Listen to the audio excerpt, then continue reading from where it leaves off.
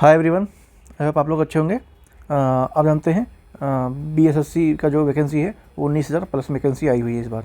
अभी आपने कल नोटिफिकेशन देखा होगा, टेलीग्राम पे अपडेट भी किया है। और उसी संदर्भ में ये आपका जियोग्राफी का क्वेश्चन के साथ आंसर भी एक्सप्लेनेशन इसमें है, वो सारे आपने कर लिए हैं। चैनल में बने रहिएगा। शुरू करते हैं।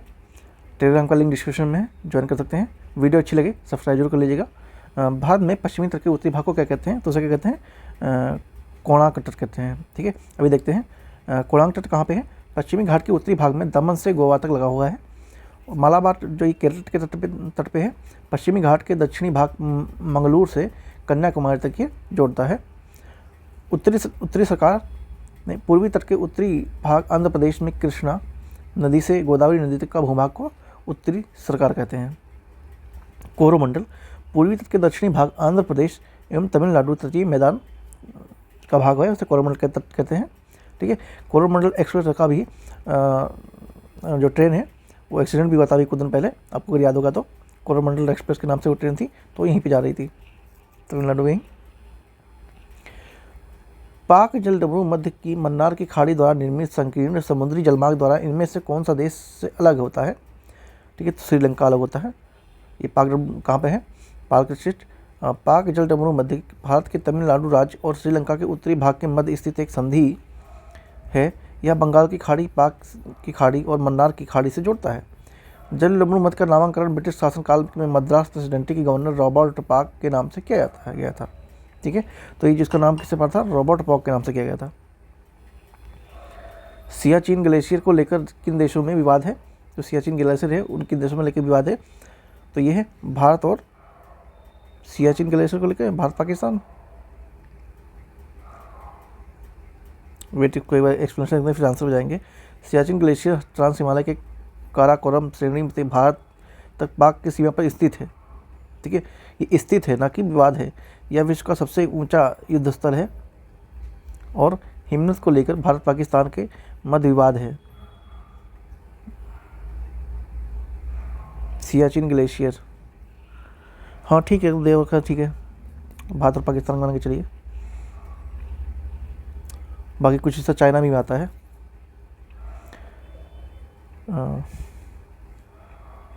इस हिमनद में रीमो हिमनद से सिंधु तंत्र की प्रमुख सहायक नदी में से सियोंग निकलती है, सियोक नदी। नेक्स्ट चलते हैं। व्हीलर द्वीप का नया नाम क्या है? व्हीलर द्वीप का नया नाम क्या है? तो यह अब्दुल कलाम द्वीप है। व्हीलर द्वीप का नया नाम अब्दुल कलाम द्वीप है। उड़ीसा सरकार ने 2 सितंबर 2015 को इस द्वीप का नामकरण भारत के महान वैज्ञानिक और पूर्व राष्ट्रपति एपीजे अब्दुल कलाम के नाम पे किया गया था।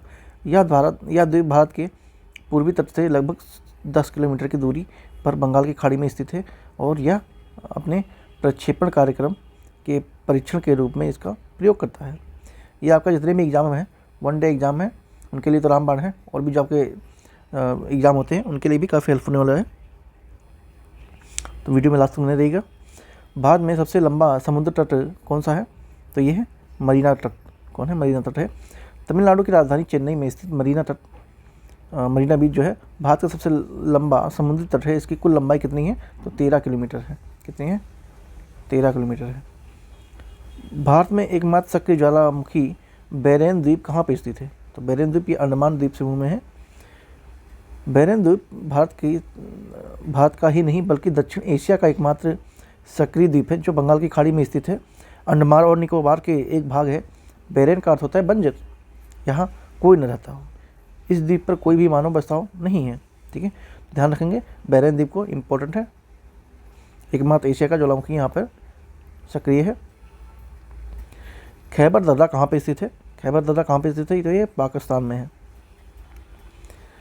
खैबर दर्रा उत्तरी पश्चिमी पाकिस्तान की सीमा में और अफगानिस्तान के काबुलिस्तान मैदान में हिंदू कुश की श्रेणी के समय सफ़ेद कोक पर्वत श्रृंखला के में स्थित है। इस दर्रे के माध्यम से भारतीय उपद्वीप समूह और मध्य एशिया के बीच के आवागमन संभव होता है। निम्नलिखित दर्रों में से कौन सा सतलज नदी घाटी में स्थित है? ठीक है, तो ये जो शिव किला है दर्रा है वहाँ पे है। शिव किला दर्रा हिमालय पर्वत की श्रेणियों में एक प्रमुख दर्रा है जो भारतीय राज्य हिमाचल प्रदेश किन्नौर जिले के तिब्बत से नगारी से जोड़ता है। ठीक है, जो सतलज नदी है, इस दर्रे के समीप एक संकरी घाटी प्रवाहित होती है। साथ में तिब्बत से भारत में प्रवेश करती है और भारत और तिब्बत चाइना को आपस में भी जोड़ती है। ठीक है, तो ये सिपकिला दर्रा है, ये काफ़ी इंपॉर्टेंट है और यह सिक्किम के नथुला दर्रा के बाद भी भारत का दूसरा सबसे बड़ा व्यापारिक दर्रा भी माना जाता है। कैलाश मानसरोवर की यात्रा पर जाने वाले तीर्थयात्रियों को तिब्बत में प्रवेश करने के लिए किस दर्रे को पार करना पड़ता है? ठीक है, कैलाश मानसरोवर जाने के लिए कौन से दर्रे को पार करना पड़ता है? तो वो कौन सा है? नाथुला दर्रा को पार करना पड़ता है। कैलाश मानसरोवर की यात्रा पर जाने वाले तीर्थयात्रियों को तिब्बत में प्रवेश करने के लिए नाथुला दर्रा, जो कि सिक्किम में है, और लिपू लेक दर्रा, जो कि उत्तराखंड में है, इसको पार करना पड़ता है। नाथुला दर्रा भारतीय राज्य सिक्किम का तिब्बत चुंबी घाटी को जोड़ता है, जबकि लिपू लेक दर्रा हिमालय पर्वत श्रेणी में भारत, उत्तराखंड, तिब्बत, चीन के मध्य में एक दर्रा है। डंकन पैसेज निम्नलिखित में से किसके मध्य स्थित है? डंकन पैसेज इंपॉर्टेंट है, अभी इस पर अमेरिका में काफ़ी डिबेट चल रहा है और काफ़ी लोगों को डिपोर्ट भी किया गया है, तो ये क्वेश्चन आ सकता है। ठीक है, इंपॉर्टेंट कैटेगरी में रखेंगे, इंपॉर्टेंट कैटेगरी में रखेंगे। तो कहाँ पे है ये? दक्षिण व लिटिल अंडमान में है। डंकन पैसेज अंडमान में है, और सॉरी वो डंकी पैसेज, डंकी रूट है, सॉरी। ठीक है, एक जैसे नाम था ना, तो डंकी रूट। ठीक है। तो ये है दक्षिण लिटिल अंडमान में है। हिंद महासागर में स्थित डंकन पैसेज एक जलसमूह मध्य है। यह ग्रेट अंडमान निकोबार द्वीप समूह, जो कि रटलैंड द्वीप का है भाग है, जो रटलैंड द्वीप समूह को लिटिल अंडमान से अलग करता है। इसके पश्चिम में बंगाल की खाड़ी एवं पूर्व अंडमान सागर है स्थित है। ठीक है, वो डंकी पैसेज अलग है। ठीक है, डंकी रूट है वो अलग है। ठीक है, उसको हम अभी इसको काफ़ी बार चल रहा है, तो ये ध्यान नहीं दिया, इस पर डंकन में से डंकन लिखा हुआ है, डंकन पैसेज अलग है। एनीवे, वृहद हिमालय में स्थित एक शीतल लवण मध्य कौन सा है? ठीक है, कौन सा है? लद्दाख है। लद्दाख वृहद हिमालय में एक स्थित शीत लवण मध्य है। लद्दाख वृहद हिमालय में स्थित एक शीत लवण मध्य है। भारत में सबसे कम वर्षा वाला यहाँ होती है। क्षेत्रफल के अनुसार भारत का सबसे बड़ा राष्ट्रीय उद्यान national park Hamish national park, ये इसी रेगिस्तान में है। कहाँ पे है? लद्दाख में है। हेमिश नेशनल पार्क कहाँ पे है? लद्दाख में है। माउंट एवरेस्ट का नाम किस नाम पे रखा गया था? तो ये भारत के एक महासर्वेक्षक के नाम पर रखा गया था। जॉर्ज जास्ट एवरेस्ट के नाम पर इस सर्वे का नाम माउंट एवरेस्ट रखा गया था। वह ब्रिटिश भूगोलवेता और महासर्वेक्षक थे।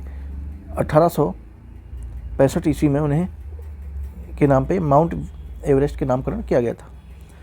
सलोट्रा पर्वतमाला कहाँ पे है? तो ये कहाँ पे है? काकारोम पर्वतमाला के एक अंग के रूप में है।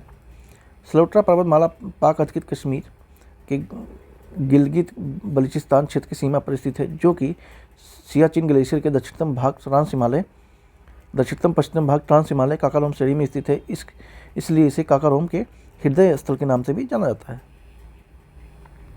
निम्नलिखित में से कौन सा पर्वत श्रेणी भारत की सबसे पुरानी है?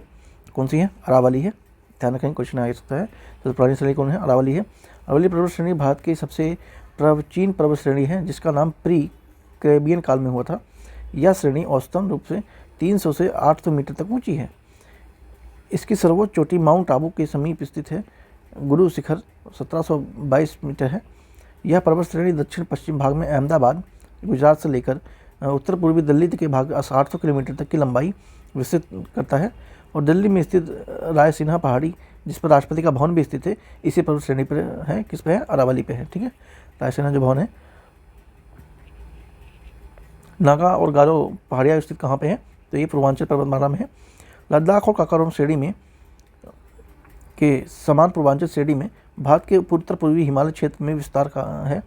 इस श्रेणी के अंतर्गत नागा, खासी और गारो पहाड़ियाँ सम्मिलित हैं। ठीक है, तो हमने इसमें 15 क्वेश्चन किए हैं और ऐसे 15 के सेट करके हम इतने जितने भी क्वेश्चन हैं सारे करने वाले हैं। ठीक है, तो मिलते हैं नेक्स्ट पार्ट में, और चैनल पर सब्सक्राइब जरूर कर लीजिएगा, लाइक करना बिल्कुल ना भूलें, कमेंट में अपनी राय जरूर दें। Thank you so much.